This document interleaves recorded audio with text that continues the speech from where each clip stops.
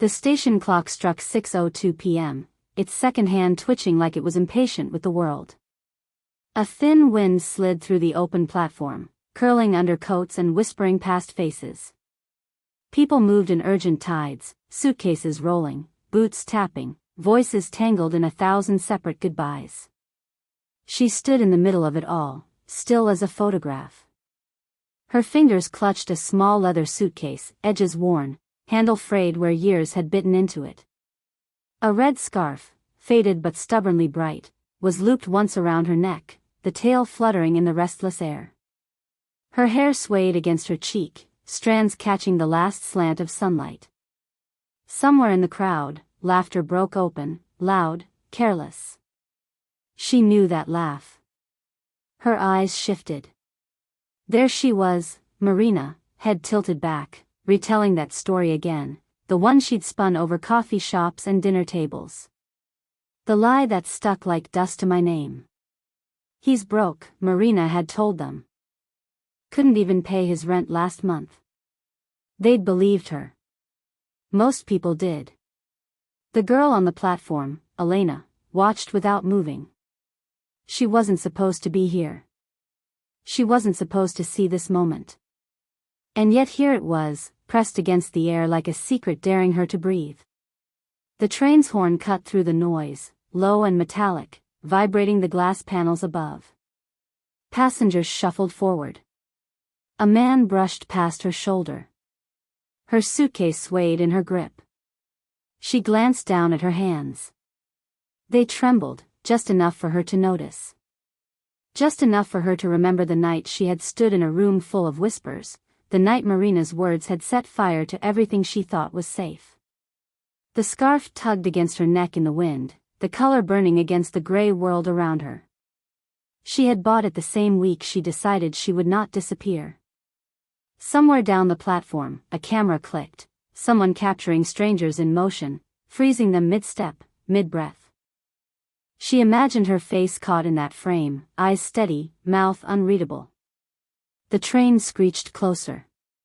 Her reflection slid across the silver body as it slowed, warping her shape, making her look like a ghost passing through another life. Elena, a voice called, low, uncertain. She didn't turn. The red scarf lifted again in the wind, almost as if it wanted to fly before she did. She gripped the suitcase tighter, her eyes fixed on the sliding train doors. The clock above ticked louder in her head. She stepped forward, but not onto the train. Not yet. The train doors hissed open, spilling a warm breath of air onto the cold platform. Elena didn't move. A boy with a paper crown ran into his father's arms. A woman in a navy coat buried her face into someone's shoulder, her laughter muffled and messy. Luggage wheels sang their uneven song across the tiles. Elena stood still. The handle of her suitcase bit into her palm. Her mind wandered back, not to Marina, not yet, but to a winter years ago. She had been 12, standing in a small bus depot in the outskirts of town. Her father, taller than, younger in her memory, had placed this very suitcase in her hands. "Don't worry if it looks old," he'd said, running his thumb along the scuffed leather. "Things that last are worth more than things that shine." It was the last thing he'd given her before he left. Her throat tightened. She adjusted the scarf, letting its frayed end rest against the suitcase. The two objects together felt like anchors, pulling her back, holding her steady. Somewhere near the far end of the platform, she noticed a man. Not speaking. Not hurrying. Just watching. His coat was dark, his face unreadable under the shadow of the station lights. When her eyes met his, he didn't look away. She turned back toward the train, but the warmth of that gaze lingered. The horn sounded again, 2 short blasts. People rushed past her, the air filling with the smell of perfume, coffee, and travel. She caught sight of Marina's bright coat through the crowd, the familiar tilt of her head as she whispered something into a friend's ear. The friend's expression turned to pity. Elena knew it was about her. Her fingers itched with the memory of nights spent counting coins, skipping dinners to make rent. The humiliation of hearing her name used as an example of failure in someone else's story. The months she worked in silence, building something no one saw coming. Another memory broke through, the night she signed her first contract worth more than everything she'd ever earned combined. She had gone home alone. No one had been waiting to celebrate. No arms to run into like the passengers here. The suitcase shifted in her grip as she stepped toward the train. Then, footsteps behind her. Slow, deliberate. Elena, the voice again. The same low tone as before. She half turned, her hair catching the wind. It was the man in the dark coat. His eyes didn't search hers, they held them, like he already knew too much. "Do I know you?" she asked. He smiled, not wide, not warm. Just enough to crease the corner of his mouth. The station clock ticked. The train doors were still open. Marina's voice still carried. Elena hesitated. And in that hesitation, the scarf lifted in the wind again, like it knew the next step would change everything. The train doors chimed, warning that they would close soon. Elena's hand hovered over the cold metal handle of her suitcase. The man in the dark coat stood just a few steps away now, the crowd thinning between them. A gust of wind carried the first drops of rain, soft, hesitant at first, then bolder, speckling the platform tiles. The scent of wet stone rose into the air. Somewhere above, thunder rumbled like an argument no one wanted to finish. She glanced at him again. His shoes caught her attention, polished once, but now dulled by scuffs at the toes and frayed stitching along the sides. Shoes that had walked too far, too long. His left hand hung loosely at his side, but his right clutched something small, a worn leather wallet, edges soft with age. As he shifted, it opened just enough for her to catch a glimpse, a photograph, corners curled, of a woman and a little boy standing beside a rusted bicycle. For reasons she couldn't name, the sight knotted her chest. She stepped back from the train. "You're leaving," he said, not a question. "I was." Her voice was steady, but her fingers twitched against the suitcase handle. He studied her for a long second, the rain beginning to drip from the brim of his coat. "People like us don't leave until we're finished." "People like us?" He didn't answer.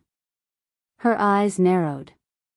She was suddenly aware of the way her scarf clung to her neck, damp and heavy, how her hair stuck against her cheek. Behind her, the train doors began to slide shut. She should have been gone by now. She had a meeting in another city, plans carefully laid out like stepping stones toward the life she'd fought for. But the air between them felt charged, as though stepping away would close more than just physical distance. It would close a door she might never open again. And yet, what if that door wasn't meant to be opened? Her mind flicked to Marina's laughter still ringing somewhere behind her, to the years of hunger and doubt. She had built walls to keep people like Marina out. And here was this stranger, stepping inside without knocking. The rain began to fall harder, scattering the few who remained on the platform. He didn't move. She didn't either. "Why are you here?" she asked finally. His gaze softened, not kind, but knowing.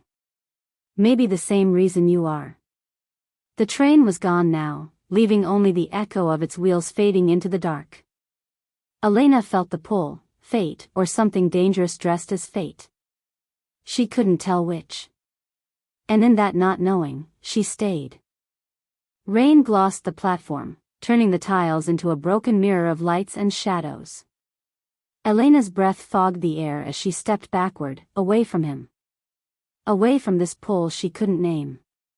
She told herself to leave. Just walk. Just keep moving until the sound of his voice was swallowed by the city. Her suitcase felt heavier now, its handle slick with rain. She tightened her grip and turned toward the exit. That's when she heard it, the low scrape of leather against tile. She glanced back.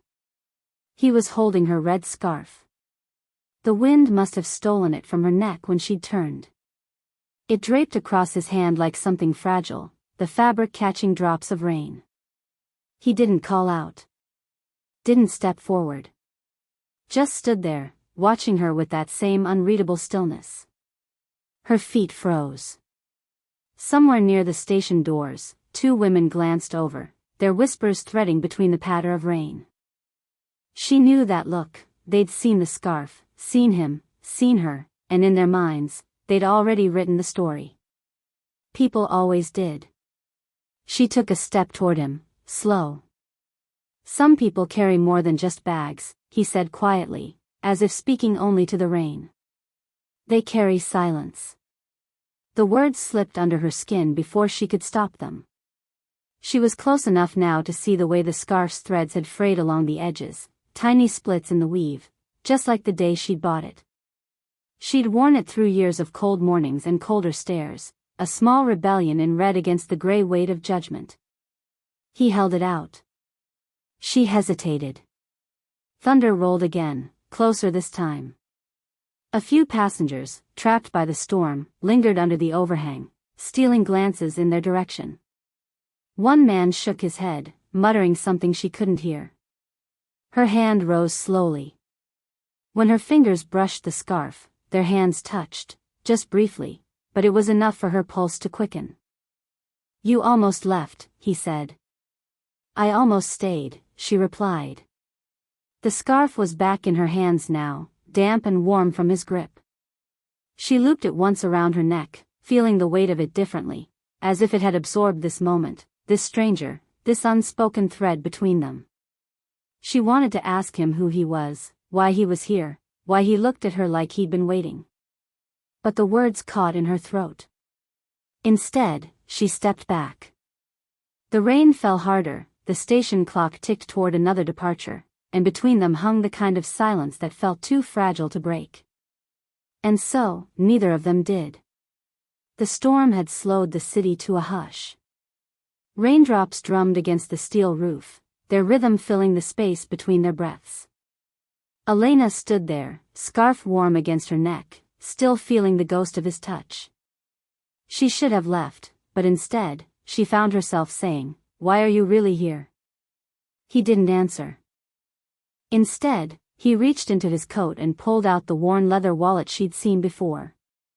Without a word, he flipped it open, not to the photograph of the woman and boy, but to a business card, edges crisp, ink deep black. Her eyes froze. Aureus Group.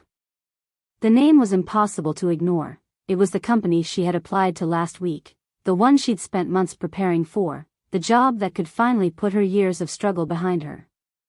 She looked up at him. "You own this?" He gave a slight nod, rain trailing off the edge of his jaw. Her pulse thundered in her ears. She thought of her application, her cover letter filled with calculated hope, and the fact that somewhere, someone in his company had already read her name. Her fingers tightened on the scarf. "Why didn't you say anything?" she asked. He closed the wallet, his gaze steady. "Because people like us don't leave until we're finished." The words, his words from minutes ago, looped back through her, but now they felt heavier, sharper. She glanced down at the scarf, then back at him. "Why do you have this? Why hold on to it like it belonged to my daughter?" His voice was low, almost drowned by the rain. "She wore it the day before he stopped, eyes flicking away as if the rest of the sentence was something he hadn't said aloud in years. The scarf suddenly felt different on her neck, no longer just her own rebellion in red, but a fragment of someone else's story, someone else's loss. Her chest tightened. She didn't know if this was fate, manipulation, or something messier, something that couldn't be put into a clean box. But she knew this, the ground beneath her had shifted. The loudspeaker cracked through the moment, "Final boarding, platform 3. She looked at him, then at the exit, then back again. The choice was right there, leave and keep her plan, or step forward into something she couldn't control. The rain softened outside, as if holding its breath. Elena turned without another word, walking toward the glass doors at the far end of the platform. She pushed them open and stepped inside the building, straight into the lobby of Aureus Group. And she didn't look back. The lobby was almost silent, save for the hum of recessed lights and the faint patter of rain against the glass. The scent of polished marble and fresh ink lingered in the air. Elena's shoes left faint marks on the gleaming floor as she stepped toward the reception desk. The woman there looked up, eyes flicking from Elena's damp scarf to her determined expression. Before Elena could speak, the glass doors behind her opened. The man in the dark coat entered, his steps unhurried. He didn't need to announce himself. People here seemed to know exactly who he was. The receptionist straightened instantly. "Elena," he said, her name folding into the space between them like it had always belonged there. She turned to face him. The scarf felt heavier now, almost like it was listening. "You want this job," he said. "Not a question. I need it." He studied her for a long moment, then glanced at the scarf. "You remind me of her. My daughter.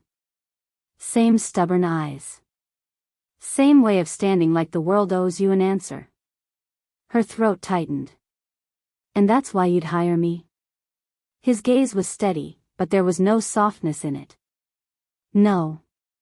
That's why I'll give you the chance to prove yourself. Not because you deserve my pity, but because I think you'll fight for it harder than anyone else in this building." For a moment, she thought she'd won. Then his eyes darkened. "But it comes with a cost. You'll work for me, and you'll win, but you'll have to let go of the version of yourself that came here for revenge. She can't survive here." Her mind flashed to Marina's voice on the platform, to the years of hunger, to the countless nights spent building herself in silence. Letting go of revenge felt like letting go of the very thing that had carried her this far. She looked down at the scarf. "This was hers," he said quietly. "It's yours now, if you take the offer." She hesitated, fingers brushing the damp threads. In the reflection on the polished floor, she saw herself, no longer the girl standing still in a crowd, but someone at the edge of a threshold. Slowly, she unwrapped the scarf from her neck and held it out to him. "I can't take her story," she said. "But I'll write mine." His jaw tightened, not in anger, but in something closer to respect. He took the scarf, folded it once, and tucked it into his coat. Without another word, she turned and walked toward the exit. The rain had stopped, and the station clock across the street struck the hour, just like it had at the beginning, but this time, she wasn't standing still. At the door, she paused, the glass cool against her palm. Not every stranger you help is meant to stay, but some leave you changed forever. And then she stepped out into the new air. The rain had stopped hours ago, but the street still wore its memory, puddles holding tiny fragments of light from the shop windows, the air cool and clean. Elena walked without hurry, her shoes clicking against the damp pavement. The city felt different tonight, not because it had changed, but because she had. Her hands were empty. The suitcase had been stored away, its worn leather resting quietly in the corner of her apartment. And the scarf, it wasn't hers anymore. In the silence of her small living room, the scarf lay folded in a drawer she'd left slightly open, a sliver of red visible in the dim light. She didn't reach for it. Some things were better kept where they could breathe without being carried. She made tea and sat by the window, watching the late trains pass in the distance. Their glow skimmed across her face, warm for a second, gone the next. In the rhythm of the city outside, she remembered his voice. Some people carry more than just bags, they carry silence. And now she understood, silence wasn't just the absence of words. It was the weight of what you choose not to say, the things you leave behind so you can keep moving forward. Her phone buzzed with a new message, another job lead, another chance. She didn't open it right away. For the first time in years, she didn't feel like she was chasing something out of desperation. She thought about her father's words, spoken in a bus depot long ago. Things that last are worth more than things that shine. She finally realized he hadn't been talking about objects. He'd been talking about her. Across the street, a couple laughed as they crossed under a flickering street lamp. A boy ran after them, shoes splashing through puddles, his small hands waving in the air. Elena watched them disappear into the curve of the road. She sipped her tea, let the steam fog the window, and whispered to herself, "Sometimes love is not romance, it's recognition." She wasn't sure if the man in the dark coat would remember her years from now. She wasn't sure if she wanted him to. But she knew this, the moment had changed her. She had stepped into it carrying revenge, and stepped out carrying something else, something she didn't yet have a name for. The drawer stayed open, the scarf's red edge catching the light. And somewhere in the quiet, she thought, maybe not every story is meant to be finished, but every ending leaves a door ajar.